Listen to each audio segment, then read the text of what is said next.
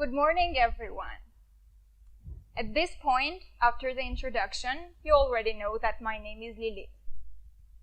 But what you still don't know about me, because it wasn't mentioned anywhere, is that I'm a survivor.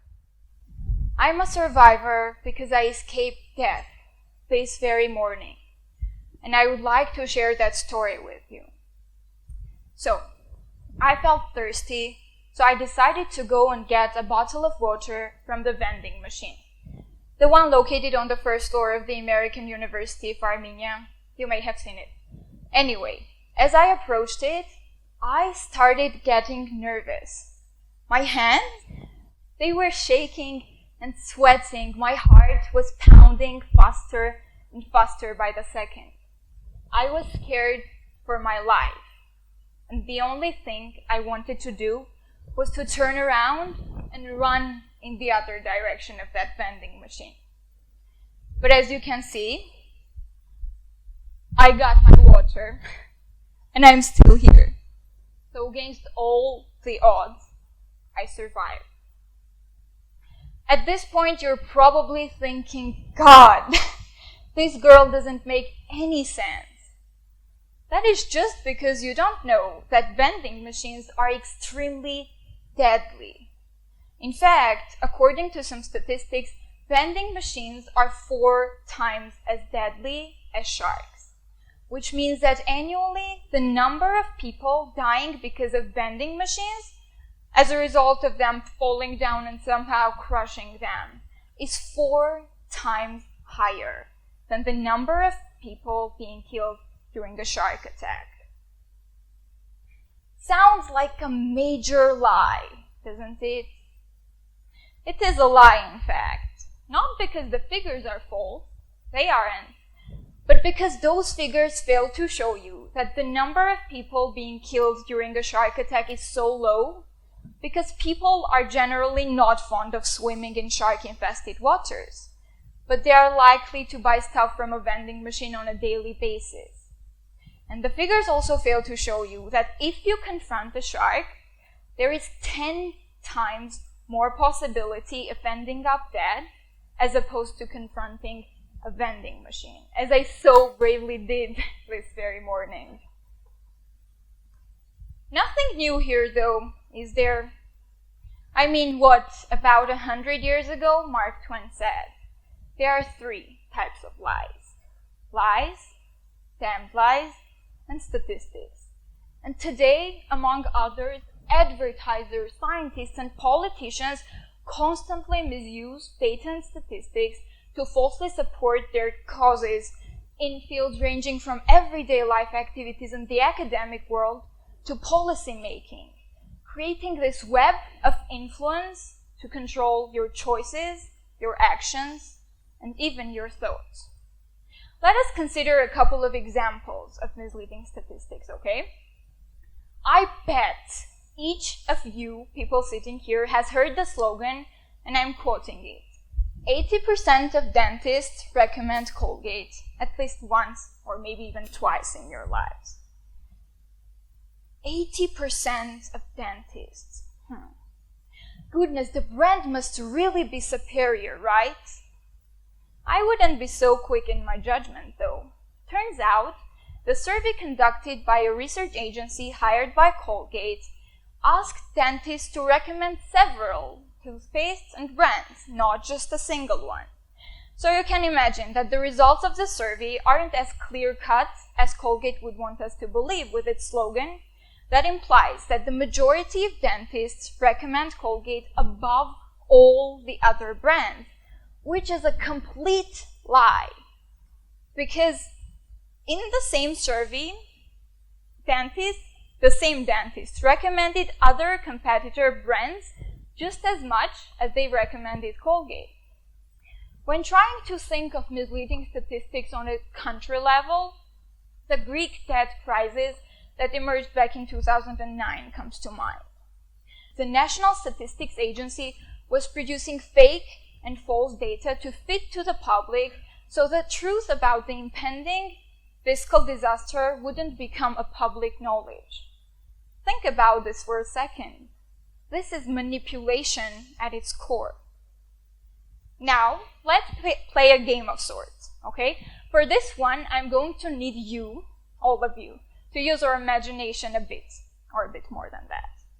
Okay, imagine all of you and me are in a courtroom, okay?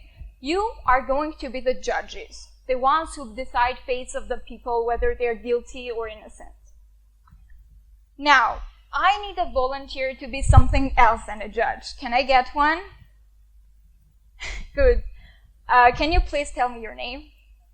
Liana. Okay, ladies and gentlemen, Liana here is going to be our pediatrician professor for today. So we're all set.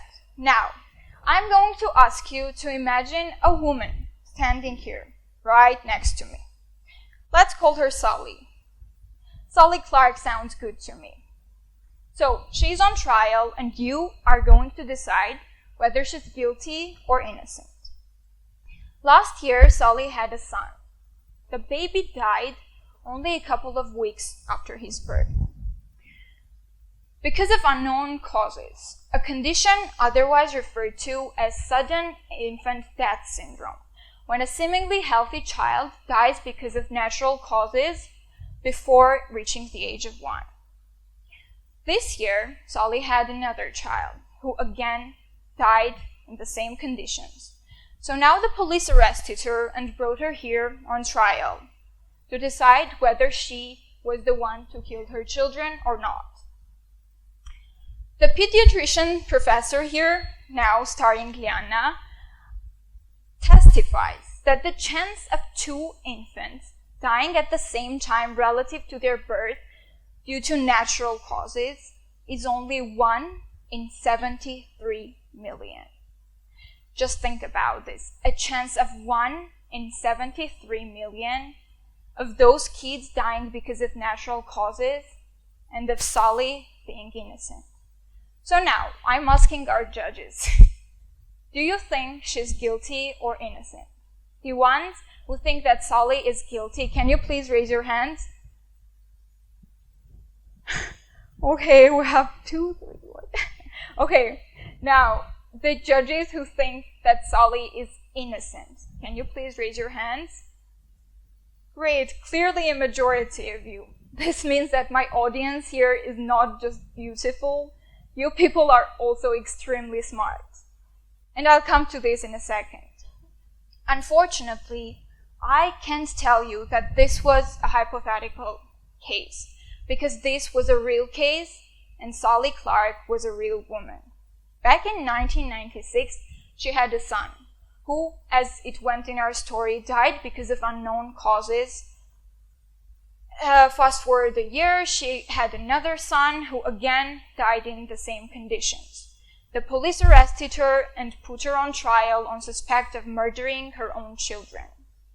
And the pediatrician professor at the trial said what Liana said here.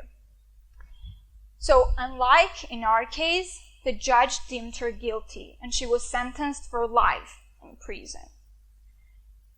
Only 3 years later, the misuse of statistics in court that day was proven. Turns out, in the calculations, the death of the first son and the death of the second son were considered independent events, while some environmental and genetic factors that were clearly at play in this situation were completely ignored. So the conviction was overturned, Sally was released. And however, in those years of being in jail, she was widely criticized for being a child murderer.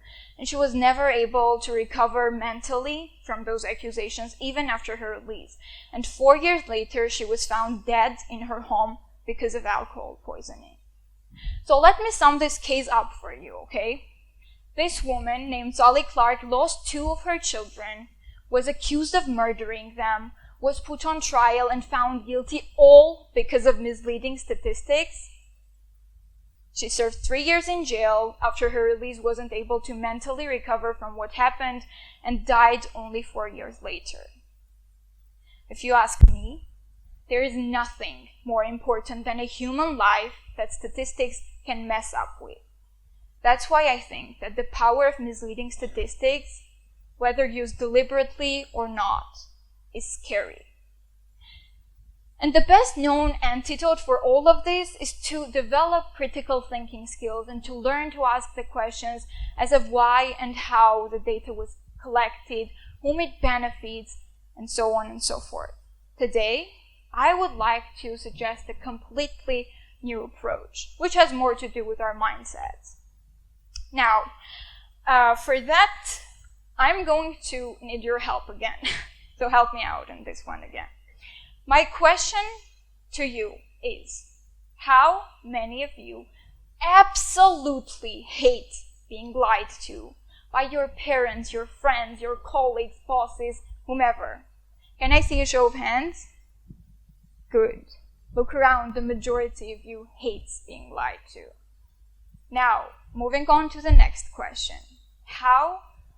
If, God forbid, just to be on the safe side, you thought that someone really close to your heart, whom you cannot imagine your life without, was cheating on you and lying to you, how many of you would turn the world down just to find out the truth? Can I see a show of hands? Well, at least some of you, I think, will seek the truth. So, what I'm trying and hopefully not failing to say is that most of you hate being lied to, and at least some of you will go to great lengths to find out the truth if the matter is personal.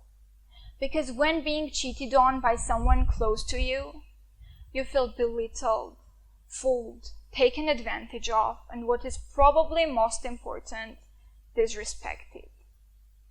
So, coming back to my suggestion, I would like to encourage every single one of you to take all those lies generated by the media and the advertisers, the scientists, and your average politician personally. Because through their actions, they are belittling you, fooling you, taking advantage of you and your trust towards their institutions, and through all of this, they are effectively disrespecting you. And when you start taking those offenses personally, you are going to get angry and most likely disappointed in the whole system. But at the same time, you will be on full alert and you will critically analyze whatever is being said to you. And the moment you do so is going to be the moment when the media and the advertisers stop reaching for your pockets to get your money out of it with or without your consent. The scientists will stop feeding your brains false facts. The politicians will stop stealing your votes and your voices with them. And maybe, hopefully, you will stop being afraid of vending machines. Thanks for your attention.